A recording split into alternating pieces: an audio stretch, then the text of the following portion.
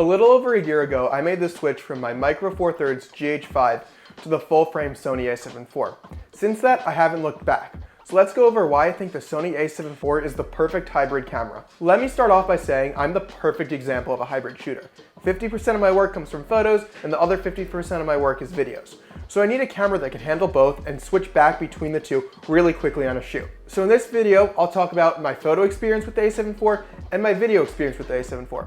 I'm not going to touch too in-depth on the specs. If you want to look at the specs, go look at a spec sheet. This is going to be about my feeling and my thoughts on using the camera and the image quality it's produced over the last year plus. I'm going to talk about build quality first. If you're not interested in build quality, skip ahead. I think it's good to talk about, but I don't think it's necessary to spend a ton of time on. Personally, I'm not a huge stickler when it comes to build quality. As long as the camera doesn't feel cheap or crappy in my hand, I'm happy. And the A7 IV doesn't feel cheap or crappy. Feels well built. I've been using it, as I said, for a little over a year. Doesn't have any big scuffs, no scratches, everything's still working perfectly. And I've put it through its paces. I've shot in the rain, I've shot, mountain bikes in the dirt and dust. You can do everything and it holds up. I do like the layout of the buttons and handling of this camera. The grip's pretty pronounced, it feels comfortable, it doesn't feel too small. I have average to large size hands and it isn't a problem with me. I don't feel uncomfortable holding it. I also think the buttons are placed really well. I really enjoyed mapping them out to do everything I wanted, and I didn't have any issues where I couldn't find what I needed. I especially love that you can map the exposure compensation dial to anything you want. It's not labeled, so you won't have the numbers on the top when you're not using it for exposure compensation. I've always had mine set to ISO, and I love having all my exposure controls right at a dial, right at my fingertips. And I also find when going from photo to video modes, it helps having that same button do the same thing, and it makes switching really easy. I don't think I've used a camera yet that has that extra dial that you can map, and it's really been one of my favorite parts about the physical controls of the A7 IV. Now let's talk about taking photos with the A7 IV. Personally, I think I've taken some of my best photos using this camera, and I love the images this sensor produces. Having 33 megapixels, in my opinion, is the perfect amount for most people. You can still crop in and get a lot of detail with 33 megapixels, and it's plenty for almost all use cases, even printing high quality prints, but also it's not too noisy. I find a lot of the really high megapixel sensors that you find on the Sony R series get noisy quick. I don't experience that same level of grain and noise in my photos that I do with the A7 IV when I'm using high ISOs. This 33 megapixel sensor also has great dynamic range. I find that when I'm in post, I can push and pull these photos more than I've been able to on other cameras, and I can really pull the shadows up or push the highlights down and get a very perfectly exposed shot. It's really helpful for shooting more dynamic scenes where you have really harsh lighting or really dark shadows and you want to even it out a bit. Personally, I don't shoot a lot with flashes or off-camera lights, so being able to have this dynamic range when I'm outside is really helpful. The autofocus on the A7 IV is great, just like almost every other Sony camera for the past 4 or 5 years now. It does improve on its predecessors, and it's very quick. I don't think it's worth nitpicking autofocus anymore. Almost all modern mirrorless cameras have fast autofocus. Some may be a little better at one thing than others, but they all do a good overall job, and it's not worth nitpicking. If you need autofocus, the A7 IV's autofocus is good. It's just as good as the rest of them. Don't worry about it. There's really only two downsides to the A7 IV when it comes to taking photos. That's the slower burst rate and the sensor speed readout. If you want to use the electronic shutter on your camera, I wouldn't recommend the A7 IV.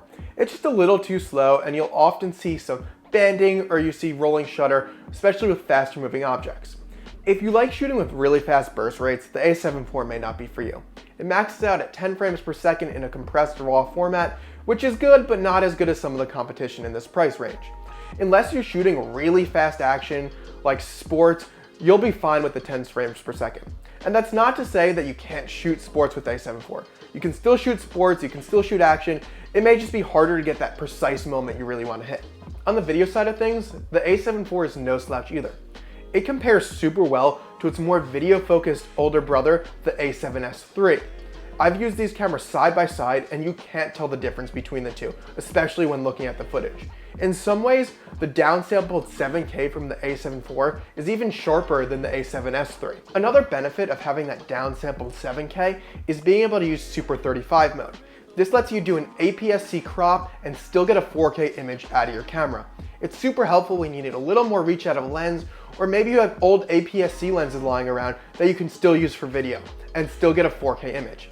I've really enjoyed the Super 35 mode on the A7 IV. I also really love the colors I've been able to get out of this camera. Having 10-bit is really a game changer, and it's why I finally was able to move to Sony, because I couldn't get a Sony camera without having 10-bit. You can really push and pull the colors, and there's so much room to really create the look you want. As someone who shoots a lot of run and gun, whether it's interviews, product footage, fast-paced bicycle riding footage, the A7 IV's autofocus has changed the way I shoot. I almost never use manual focus anymore.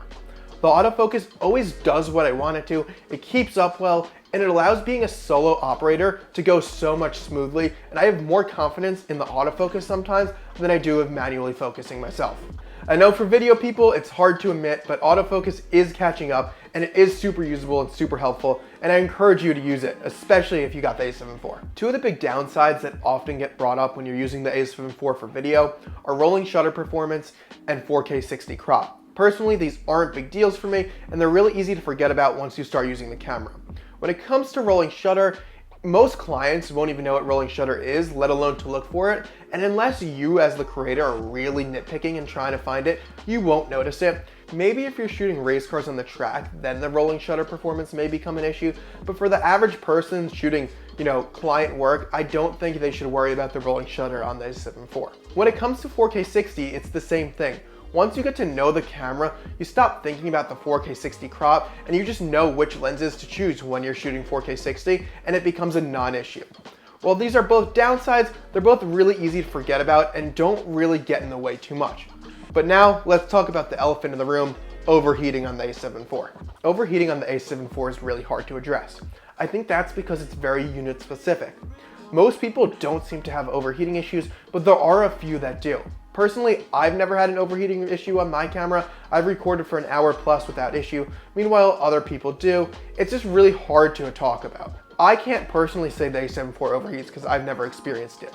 But I do think when you get yours, you might want to test it out and see if it does. If it does, send it back to Sony and request a new one.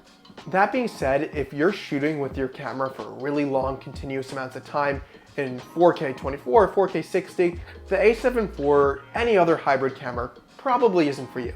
At that point, you should look for a cinema camera that's got dedicated fans and dedicated cinema internals to help power you through those really long shoots.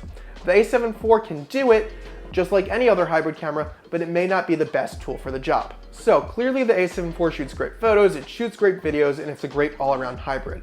But I think why I like it so much as a hybrid shooter is there's not a lot of stuff you don't need. When I've used other cameras in the past, there's a lot of features that I may not use on the photo side or I may not use on the video side. The A7 IV's got everything I need and not too much I don't, which makes it really easy to operate and control on shoots. It doesn't get cluttered, it doesn't get confusing, it does everything I need it to and nothing I don't need it to.